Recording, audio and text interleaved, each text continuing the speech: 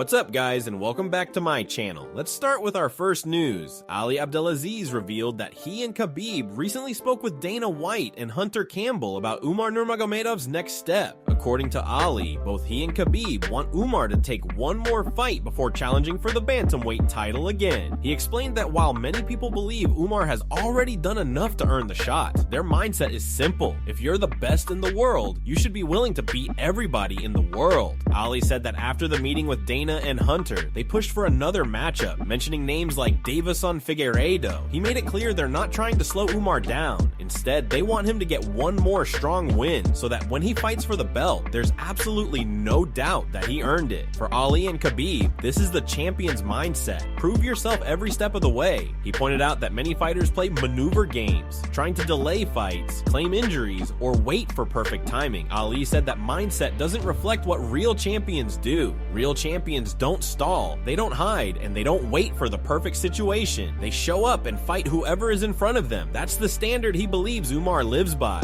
Ali stated firmly that Umar is the #1 guy, and all the contenders behind him should be eager to fight him if they truly think they're the best. He said that if any of those fighters believe they can beat Umar, they should step up instead of waiting around. But in Ali's opinion, none of them can. He said confidently that Umar is on another level, and that once he gets this next fight out of the way, the path to the title will be undeniable. And before we continue, make sure to leave a like on the video and subscribe to help support the channel. Moving on to another news, Dana White reacted to JDM getting booed at the UFC 322 press conference, and he had a surprisingly positive outlook on the whole moment. He looked over at the crowd, noticed the frosty reception JDM was getting, and simply smiled. Dana said he loved it, that this was exactly the kind of atmosphere he expects heading into a massive fight week. He explained that the energy, even when it comes in the form of boos, creates the kind of intensity that makes Saturday night feel special. For him, that's part of what makes the sport so exciting, and he didn't seem bothered at all. JDM was booed pretty much every time he tried to speak, and the reaction caught some people off guard. When asked whether he was surprised, Dana pointed out that New York has a massive Muslim community, and that absolutely plays into the crowd dynamic. He noted that Islam is viewed as one of the best fighters ever, and that moving up in weight to face a guy with 17 straight wins has only added to his aura. Dana highlighted how much Islam has accomplished, and how the whole Dagestan lineage, including Khabib and their entire camp, has built a deep connection with fans around the world. According to him, that bond is strong in New York, so the support Islam receives there isn't surprising at all. He even joked that with the way the crowd was reacting, New York felt basically like a Muslim country right now. He said JDM is definitely feeling the pressure, but that's part of stepping into these high-stakes moments. Dana made it clear that the intensity of the crowd, whether cheers or boos, is all part of what makes Fight Week so electric. In his view, the reaction doesn't signal anything negative for JDM. Instead, it just means the matchup is big, emotional, and meaningful for a lot of people, and that only adds fuel to an already massive showdown this weekend. Moving on to another news, Leon Edwards opened up about his mindset heading into his fight against Carlos Praze tomorrow, as he looks to snap a 2-fight losing streak and rebuild his momentum. After losing the welterweight title to Bilal Muhammad last summer and then suffering a submission defeat to Sean Brady, Leon said he has finally come to terms with those setbacks. He explained that at first, all the normal emotions hit him hard: the frustration, the annoyance, the disappointment, and the urge to dwell on what went wrong. But over time, he realized he couldn't sit and mope forever. There's still a long career in front of him, and he still has major goals he wants to chase. Leon said that once a fighter accepts a loss, breaks it down both technically and mentally, and truly deals with it, the path forward becomes clear. He believes many fighters let a defeat crush them, making them think they can never reach the level they were aiming for.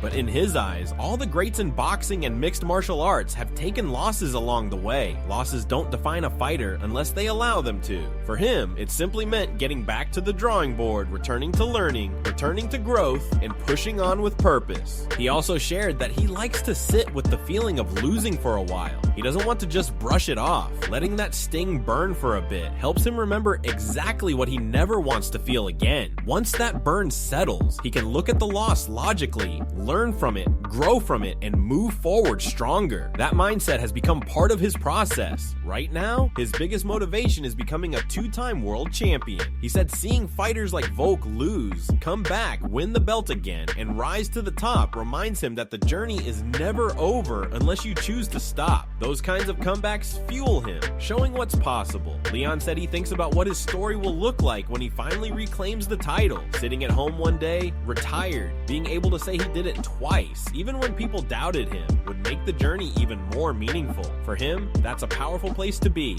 and he's genuinely excited for what lies ahead. Moving on to another news, Sean Brady spoke about whether a win over Michael Morales will finally be enough to secure him a welterweight title shot, but he admitted he isn't fully convinced it will. Still, he made it clear he's ready to fight anyone necessary to make himself undeniable. Sean explained that at first, he thought he would be matched with someone ranked higher. That was the expectation after beating Leon Edwards, and he assumed the next name would push him closer to the belt. But as he thought more about it, he realized the rankings don't mean much in the bigger picture. What really matters is showing up, handling business, winning convincingly, and letting the performance speak for itself. He said that's exactly what he plans to do. In his mind, he already proved himself when he beat Leon Edwards, and now, against Michael Morales, he intends to do it again. If a title shot comes right after this fight, great. If it doesn't, he'll take on whoever the UFC puts in front of him and keep winning until there's no argument left. According to him, sooner or later the UFC will have no choice but to give him his shot. Sean broke down the matchup as well. He described Morales as a big, long striker, a strong, athletic fighter who brings real danger on the feet. But he also said he doesn't believe Morales has truly been tested yet. That, he feels, is where he comes in. Sean said he's the guy who's gonna push him, pressure him, and expose whatever gaps are still there. He fully expects Morales to come in tough,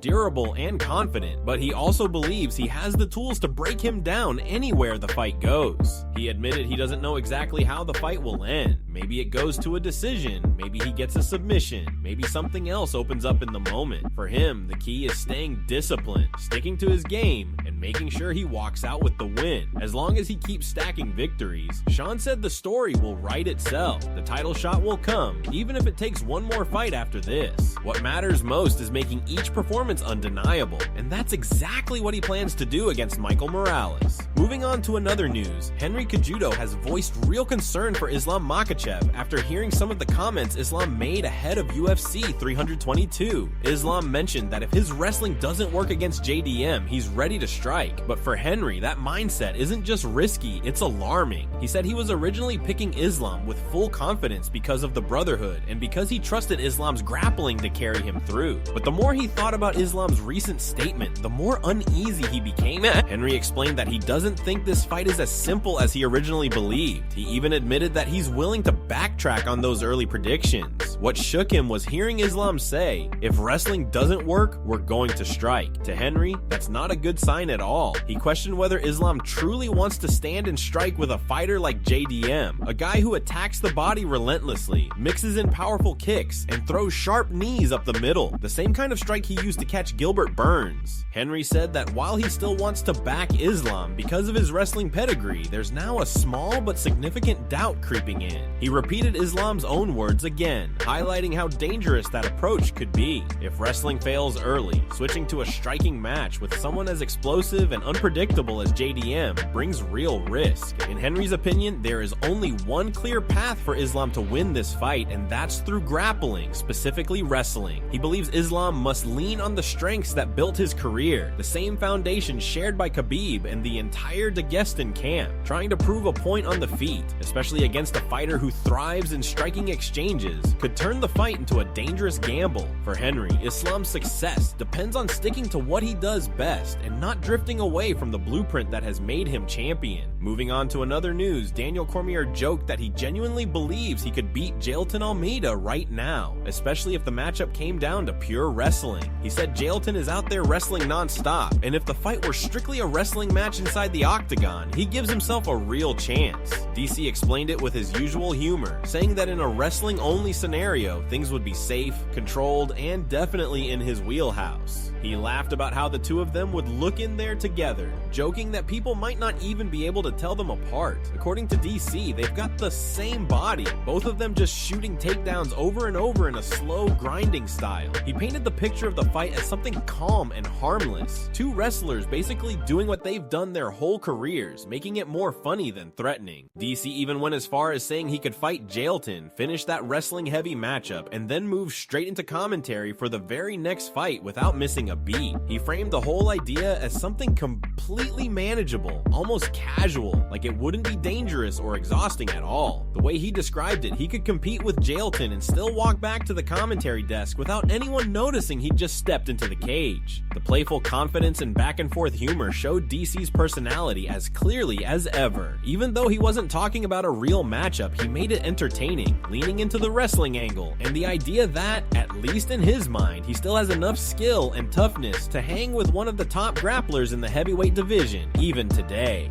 Moving on to another news, Beneil Dariush missed weight today, coming in at 157.2 pounds for his fight against Benoit Saint-Denis. The bout will still move forward, but Dariush will forfeit 20% of his purse. When he stepped onto the scale, the number flashed clearly, and everyone around reacted with a mix of surprise and disappointment. It wasn't a dramatic miss, but it was enough to make things complicated. As the officials repeated the number, 157.2, there was this feeling that Dariush had run into bad luck yet again. People around him commented that it always seems to happen near the finish line for him. Moments where everything is supposed to go smoothly, but something unexpected pops up. They repeated the weight again just to confirm it, but the result didn't change. Observers pointed out that Dariush rarely struggles with weight. In fact, it's something fans and analysts almost never see from him. That's why the miss caught everyone off guard. It didn't fit his usual pattern of professionalism and consistency. Some even said they couldn't remember a time he had ever missed before, which only made this moment feel more out of character. There was a brief discussion about whether he could go back and try to cut the remaining weight. Technically, yes, he could attempt it, but it wasn't clear whether that would be the safest or smartest option, especially so close to the fight. With the commission's guidelines and the time window, it's always a tough decision to make, and the team around him seemed unsure whether another attempt would even help. In the end, the call was made, and the fight remains intact. Dariush will take the financial penalty, Saint-Denis will move forward, and fans will still get the matchup. Even with the unexpected hiccup on the scale, the show goes on. Moving on to another news, Isaac Dulgarian has officially been suspended over ongoing fight-fixing allegations, and the situation continues to escalate. With everything that happened a couple of weeks ago involving the betting scandal, things seem to be getting even worse for Dulgarian. By now, most fans already know the core details, so there's no need to dive back into the entire timeline. After his fight, updates were limited, aside from Dana White confirming that the FBI was actively investigating the matter, and Factory X shutting down rumors that federal agents had raided their gym. Now, to add even more fuel to the fire, the Nevada Athletic Commission has temporarily suspended Dulgarian during their most recent meeting. Reports say the commission met yesterday for their monthly session and decided to issue an immediate suspension. Next week, they're expected to decide whether the suspension will be extended and for how long. Interestingly, all of this is happening right in the middle of the UFC announcing a brand new partnership with Poly Market. Dana White and several members of TKO appeared at the New York Stock Exchange to break the news. For those unfamiliar, Poly Market is a platform where fans can place bets on predictions around UFC events. These aren't traditional wagers, these are prop-style prediction markets. For example, people can bet on things like who might win fight of the night, or even whether Trump will attend UFC 322. Yes, that's an actual active prediction on the site. After the partnership was announced, Ariel Helwani reacted on X, saying the situation with Dulgarian made him wonder whether the UFC would want to step back from prop-style betting to avoid problems like the ones that surfaced 2 weeks ago. But this new partnership pretty much shuts down that idea and might lead to some very interesting scenarios in the future, especially if in-fight prop bets continue to grow. Later, Dana White appeared on CNBC to discuss the partnership and the ongoing betting controversy. During the interview, he made it very clear that it was the UFC who contacted the FBI about suspicious activity, not the other way around. He explained that after concerns were raised, they immediately reached out to the fighter and his lawyer, asking if he was hurt, if he owed anyone money, or if anything strange was going on. According to Dana, both the fighter and his lawyer denied any issues. But once the fight ended quickly in the first round, the UFC staff went straight to the back and called the FBI, which launched the current investigation. When asked about similar scandals in the NBA and Major League Baseball, Dana said these things are unfortunately going to happen in sports. But if anyone tries it in the UFC, he'll be the first one to go after them and bury them. Moving on to another news, Henry Cejudo had a strong message for Kamaru Usman, telling him not to get too excited about a possible title shot if JDM ends up beating Islam Makhachev. Cejudo explained that Islam has already made it clear he wants to fight Usman next, but if JDM pulls off the upset, the entire picture changes. According to Cejudo, JDM hasn't committed to any specific opponent, and that uncertainty could make Usman's path far more complicated. As they broke down the matchup, both Cejudo and Usman pointed out that JDM is being seriously underestimated. They believe he brings a level of danger that many fans aren't recognizing, and he might be able to push Islam in ways people aren't expecting. Adding even more hype, Max Holloway gave his own bold prediction, saying he sees JDM knocking Islam out in the third round. Holloway said people always talk about Islam never getting tired, but the fights tell a different story. He believes JDM will stay disciplined, apply steady pressure, and eventually find the perfect moment to expose Islam's chin. If that happens, both the lightweight and welterweight divisions could be looking at a major shakeup, with JDM becoming the unexpected key player shifting everything. As the analysts continued breaking down the matchup, they admitted this fight is much closer than most people think. But when it comes to which fighter has the clearer advantage, Islam still holds the edge in the grappling department. Cejudo pointed out that if Islam is able to get the fight to the mat, that's where he truly shines. Everyone knows that if Islam locks onto a front headlock or secures top control, it becomes a very long night for whoever is in there with him. But he also highlighted something interesting. If Islam is hinting that the wrestling might not be his go-to in this fight, then he must be extremely confident in his striking against a dangerous and clean striker like JDM. They went on to discuss who has more to gain with a win on Saturday. Cejudo said it's clearly JDM, mainly because most people are favoring Islam to win. If JDM spoils those expectations, he not only shakes up the division, but also likely shuts the door on Usman's immediate plans. Cejudo even joked that JDM probably wouldn't want to fight Usman anyway, adding another layer to how chaotic the division could become if JDM walks away with the victory.